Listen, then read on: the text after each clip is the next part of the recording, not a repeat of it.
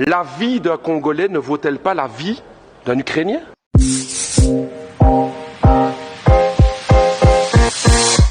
Madame la ministre des Affaires étrangères du Royaume de Belgique, je vous interpelle sur la situation dramatique du peuple congolais. Je pose la question, pourquoi la Belgique n'intervient pas? Pourquoi la Belgique n'intervient pas pour aider la tragédie du peuple congolais à l'est du Congo?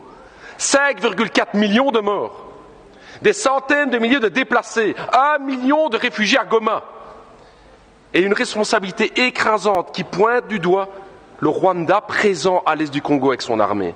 Et que fait la Belgique? Rien. Rien. Comment est-ce possible? Quand la Russie envahit l'Ukraine, à juste titre, c'est la condamnation. Ce sont les sanctions, ce sont les livraisons d'armes à l'Ukraine, mais quand il s'agit de la République démocratique du Congo, rien. On n'aide pas.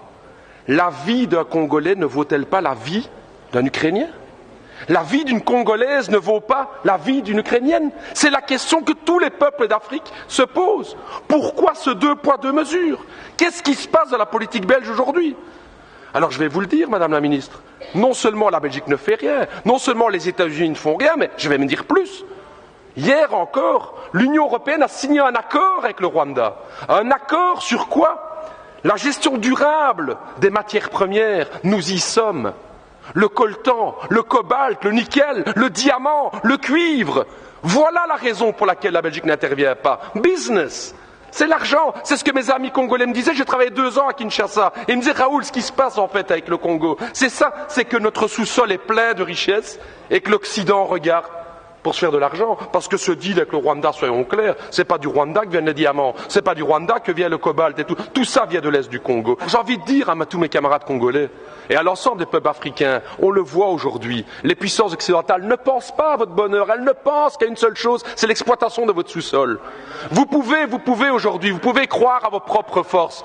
J'ai envie de dire, moi, au peuple congolais, pensez à cette pensée de Patrice Emery Lumumba, cette force du Congo, justement. Pensez à Kwame Nkrumah, justement, le panafricanisme qui doit être là. Pensez à Thomas Sankara, qui disait clairement, effectivement, que les peuples africains peuvent prendre leur destinée en main. Ne comptez pas sur les gouvernements occidentaux pour vous soutenir, mais par contre, les peuples d'Europe sont à vos côtés, les peuples africains, pour vos combats, pour une vraie indépendance économique et démocratique.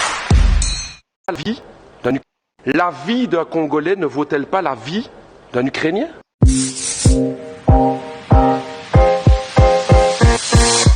Madame la ministre des Affaires étrangères du Royaume de Belgique, je vous interpelle sur la situation dramatique du peuple congolais.